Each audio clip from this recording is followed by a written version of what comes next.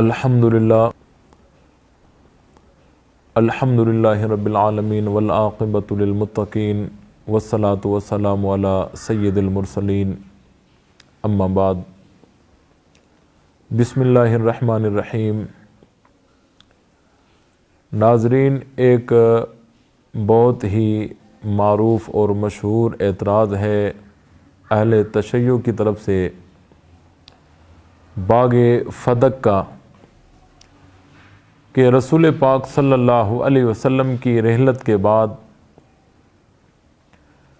حضرت ابو بکر صدیق رضی اللہ تعالی عنہ نے باغ فدق خاتون جنت حضرت فاطمۃ الزہرا رضی اللہ تعالی عنہا کو نہیں دیا، اور بخاری شریف سے وہ روایت اخذ کرتے ہیں اور کہتے ہیں کہ خاتون جنت حضرت فاطمۃ الزہرا رضی اللہ تعالی عنہا حضرت ابو بکر صدیق رضی اللہ تعالی عنہ کے پاس آئیں اور انہوں نے باغ فدق طلب کیا۔ حضرت ابو بکر صدیق رضی اللہ تعالی عنہ نے باغ فدق نہیں دیا۔ پھر آج کل جو بھی دلائل ان سے آج کل بن پڑتے ہیں وہ بنا کے اور پیش کرتے ہیں کہ حضرت فاطمہ نے یوں بھی کہا، یہ بھی دلیل دیا، یہ بھی دلیل دیا۔ حضرت فاطمہ رضی اللہ تعالی عنہا کو حضرت ابو بکر صدیق نے باغ فدق نہیں دیا۔ حضرت فاطمہ ناراض ہو گئیں اور پھر رسول پاک صلی اللہ علیہ وسلم کا وہ فرمان فاطمۃ بضعۃ منی من آذاہا فقد آذانی کہ فاطمہ میرے جگر کا ٹکڑا ہے،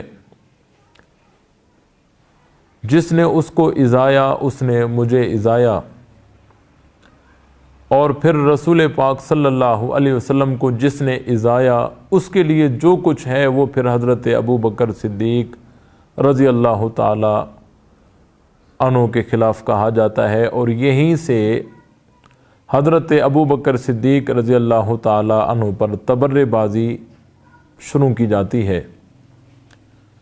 تو آپ کی توجہ میری طرف ہونی چاہیے۔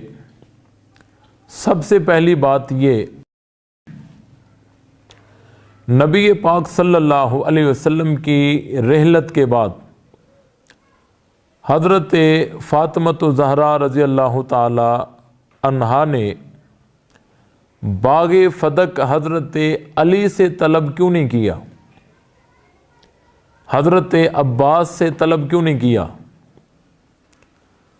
نبی پاک صلی اللہ علیہ وسلم کی رحلت کے بعد حضرت فاطمہ یہ باغ فدق حضرت علی سے طلب کر لیتی، حضرت عباس سے مانگ لیتی، حضرت ابو بکر صدیق کے پاس کیوں آئیں؟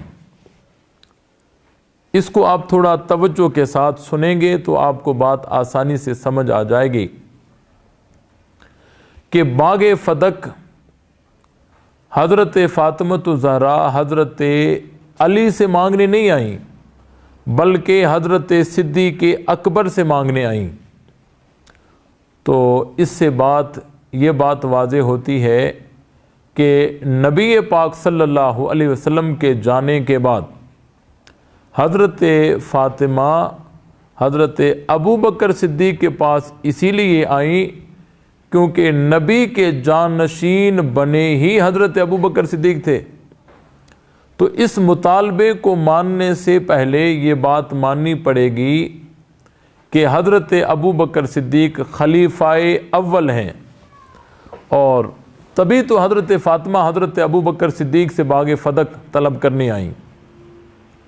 دوسری بات، ایک تو یہ ہے کہ حضرت فاطمہ نے باغ فدق طلب کیا اور حضرت ابو بکر صدیق نے نہ دیا اور توہین کر دی، دل دکھا دیا اور کچھ برا بھلا کہہ کر اپنی دربار سے واپس کر دیا۔ ایک ہے یہ طریقہ، اور دوسرا طریقہ یہ ہے کہ حضرت فاطمہ زہرا رضی اللہ تعالی عنہا نے باغ فدق طلب کیا، حضرت ابو بکر صدیق نے آگے سے رسول پاک صلی اللہ علیہ وسلم کی حدیث مبارک سنا دی، لا نورث ما ترکناہ صدقۃ، کہ انبیاء اکرام کا ورثہ نہیں چلتا، ہم انبیاء کی میراث نہیں چلتی۔ اگر حضرت ابو بکر نے صرف نبی کا فرمان سنایا ہے اور واقعتاً یہی فرمان سنایا ہے، اور اس کے بعد پھر حضرت فاطمہ کے لیے یوں کہنا کہ وہ ناراض ہو گئی، یہ در حقیقت حضرت ابو بکر کی توہین نہیں ہے، یہ حضرت فاطمہ زہرا رضی اللہ تعالی عنہا کی توہین ہے کہ ایک عام آدمی بھی نبی پاک صلی اللہ علیہ وسلم کا فرمان سن کر ناراض نہیں ہوتا، چہ جائے کہ حضرت فاطمہ زہرا رضی اللہ تعالی عنہا ناراض ہوئی ہوں، یہ سوال ہی پیدا نہیں ہوتا۔ عام آدمی بھی نبی پاک صلی اللہ علیہ وسلم کا فرمان سن کر ناراض نہیں ہوتا، تو حضرت فاطمہ ناراض کیسے ہوئی ہوں گی؟ اب جو کہتے ہیں کہ جی ناراض ہو گئی ناراض ہو گئی ناراض ہو گئی، وہ اسی پہ زور اسی لیے دیتے ہیں کہ اگلی بات فٹ کر سکیں کہ من آذاہا فقد آذانی، کہ جس نے حضرت فاطمہ کو ایذایا، تکلیف دی، اس نے مجھے ایذایا، اور جس نے نبی کو ایذایا پھر اس کے لیے جو کچھ ہے وہ حضرت ابو بکر صدیق کے لیے ثابت کیا جائے۔ لیکن وہ اس بات پر توجہ نہیں دیتے، وہ جو کہتے ہیں حضرت فاطمہ ناراض ہو گئیں، کیوں ناراض ہو گئیں؟ نبی کا فرمان سن کر عام آدمی بھی ناراض نہیں ہوتا، حضرت فاطمہ ناراض کیوں ہوئی ہوں گی؟ ہاں، یہاں پر دو قول ہیں۔ ایک قول یہ ہے کہ حضرت فاطمہ نے جب باغ فدق طلب کیا، حضرت فاطمہ کو کیا بھلا نبی پاک صلی اللہ علیہ وسلم کے اس فرمان کا پتہ نہیں تھا، لا نورث ما ترکناہ صدقۃ کا؟ تو یہاں پر دو قول ہیں۔ پہلا قول یہ ہے کہ حضرت فاطمہ کو اس حدیث مبارک کا پتہ نہیں تھا، جب انہوں نے باغ فدق طلب کیا، حضرت ابو بکر صدیق نے آگے سے نبی کا فرمان سنا دیا، اس کے بعد حضرت فاطمہ کو پتہ چل گیا، اور آخری دم تک حضرت فاطمہ نے باغ فدق طلب نہ کیا۔ اس میں دوسرا قول یہ ہے کہ حضرت فاطمہ کو اس حدیث کا پہلے سے پتہ تھا کہ انبیاء کی میراث نہیں چلتی۔ تو اب یہاں سوال ایک پیدا ہوگا کہ جب حضرت فاطمہ کو پہلے سے اس بات کا پتہ تھا کہ انبیاء کرام کی میراث نہیں چلتی، تو پھر حضرت ابو بکر سے باغ فدق کا مطالبہ کیوں کیا؟ تو یہاں پر حضرت فاطمہ ایک بہت بڑا مسئلہ حل کرنا چاہتی تھی، وہ یہ کہ حضرت ابو بکر صدیق نرم دل تھے، نرم مزاج تھے، کسی کو یہ گمان نہ ہو جائے کہ حضرت ابو بکر نرم دل ہیں، نرم مزاج ہیں، اور کسی کی وجہ سے وہ دین میں لچک نہ پیدا کر دیں۔ تو حضرت فاطمہ نے باغ فدق کا مطالبہ کر کے یہ بات صاف کر دی کہ اگر ابو بکر صدیق کسی کے لیے دین میں لچک پیدا کرتے تو وہ محمد کی بیٹی فاطمہ کے لیے لچک پیدا کرتے۔ جب وہ محمد کی بیٹی فاطمہ کے لیے انہوں نے لچک پیدا نہیں کی تو حضرت صدیق اکبر دین کے معاملے میں کسی کے بارے میں لچک پیدا نہیں کریں گے۔ یہ تو حضرت ابو بکر صدیق کی تعریف ہے، اور جو حضرت فاطمہ زہرا رضی اللہ تعالی عنہا نے اس کو واضح کر دیا اور پوری دنیا کے سامنے اس کو کھول دیا۔ اور دوسری بات، یہ کتنی بڑی خیانت ہے کہ فاطمہ تو بضعۃ منی من آذاہا فقد آذانی، کہ فاطمہ میرے جگر کا ٹکڑا ہے، اور جو اس فاطمہ کو ایذائے گا اس نے مجھے ایذایا۔ یہ فرمان نبی پاک صلی اللہ علیہ وسلم کا کس موقع کا ہے؟ یہ باغ فدق والے موقع کا نہیں ہے، کیونکہ باغ فدق والے واقعے میں تو نبی پاک صلی اللہ علیہ وسلم کی رحلت ہو چکی تھی۔ یہ فرمان نبی پاک صلی اللہ علیہ وسلم کا اس وقت کا تھا کہ جب حضرت علی رضی اللہ تعالی عنہ نے ابو جہل کی بیٹی کے ساتھ نکاح کا ارادہ کیا تھا، اور حضرت فاطمہ الزہرا رضی اللہ تعالی عنہا کو اس کا علم ہوا کہ علی ایک اور شادی کرنا چاہتا ہے، تو حضرت فاطمہ حسن و حسین رضی اللہ تعالی عنہما کو لے کر اور ناراض ہو کر نبی پاک صلی اللہ علیہ وسلم کے پاس آ گئی تھی۔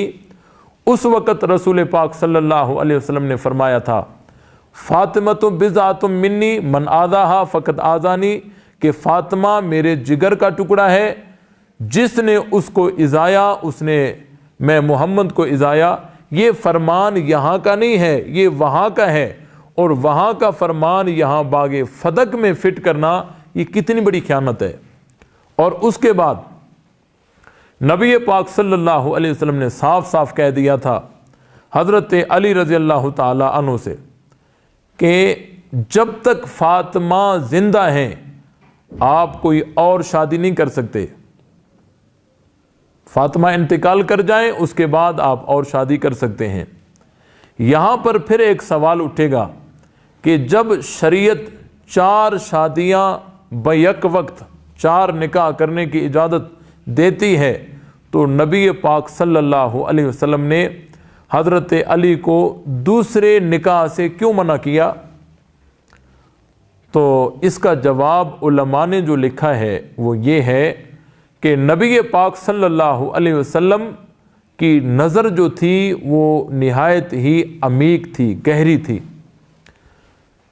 جب 2 عورتیں ایک دوسرے کی سوکنے بنتی ہیں تو یہ فطرت ہے کہ وہ ایک دوسرے پہ تان و تشنی کرتی ہیں، اور پھر تان تشنی میں اتنی بڑھ جاتی ہیں کہ ایک دوسرے کے خاندان پہ جرح کرتی ہیں۔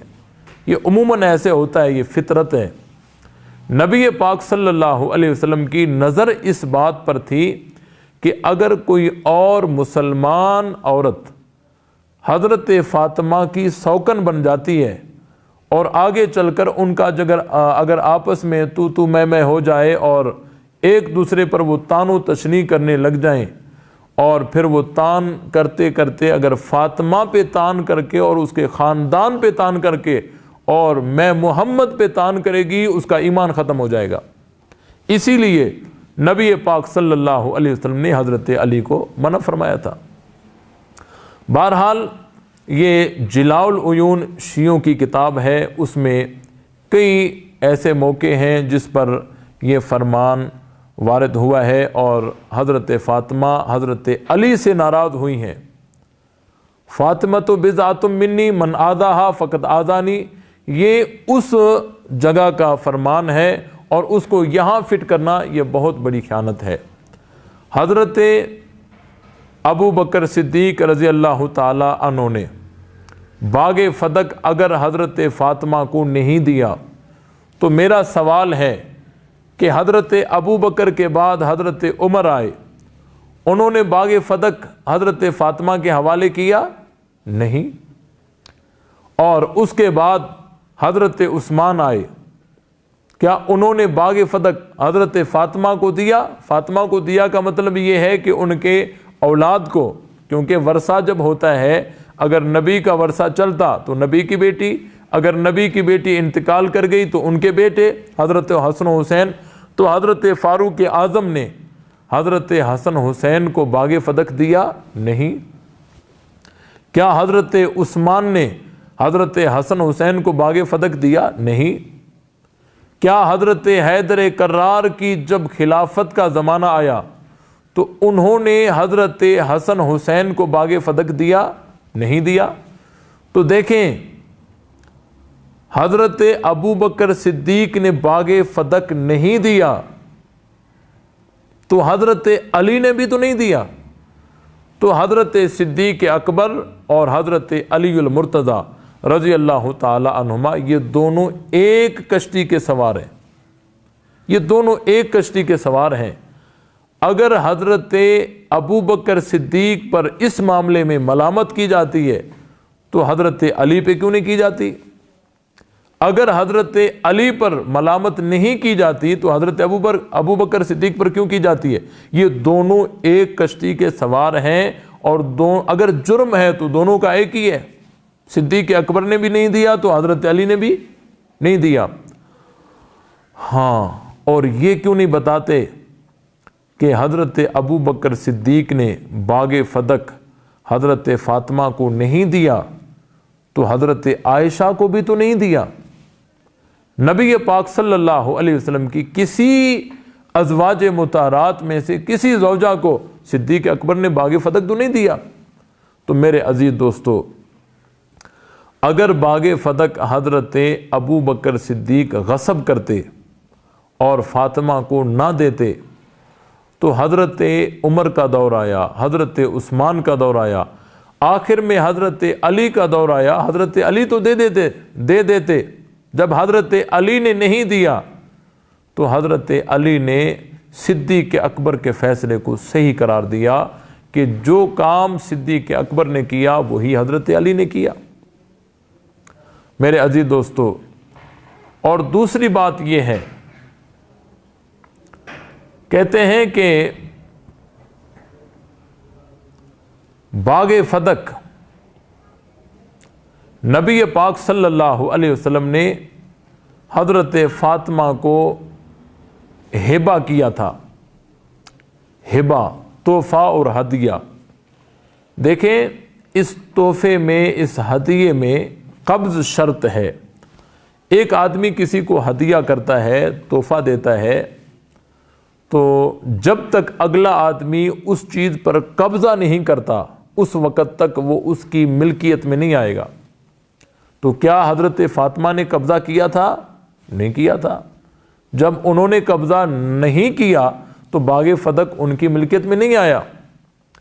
اور ایک اور بات کہ آدمی ہدیہ اس چیز کا کر سکتا ہے جس چیز کا کلیتاً خود مالک ہو۔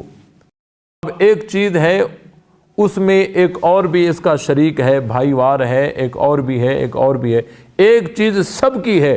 اب میں اکیلا اس کو ہدیہ کر دوں، کسی اور کو دے دوں، یہ نہیں ہو سکتا۔ ہدیہ وہی دے سکتا ہوں جو سارے کی ساری چیز میری ہو اور میں اس کو اپنی ملکیت کر کے اور کسی کو دے دوں، یہ دے سکتا ہوں۔ لیکن باغ فدق یہ مال فے میں سے تھا، اور مال فے کے جو مستحق ہیں وہ نبی پاک صلی اللہ علیہ وسلم اکیلے نہیں ہیں۔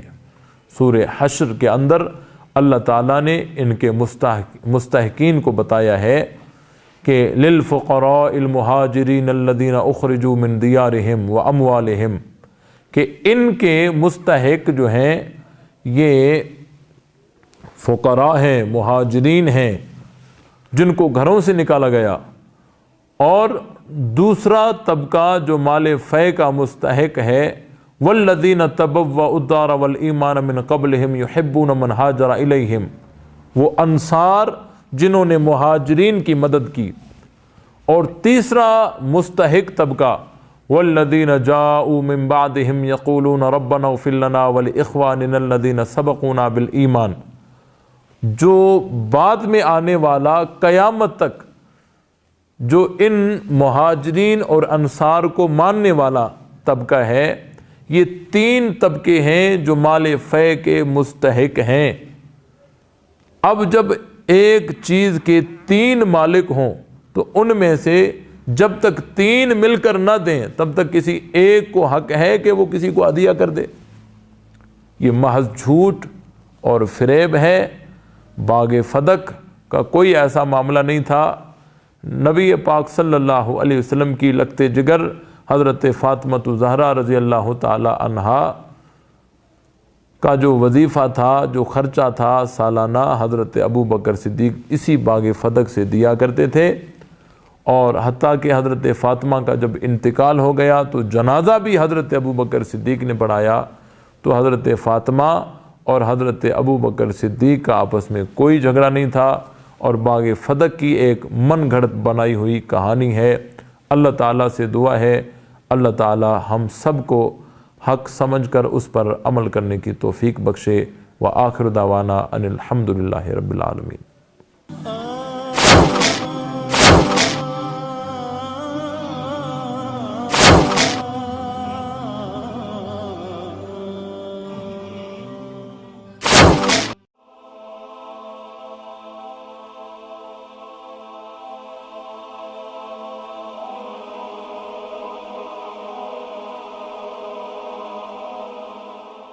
ایمان کی کرن، ہدایت کی شمع، وصال اردو۔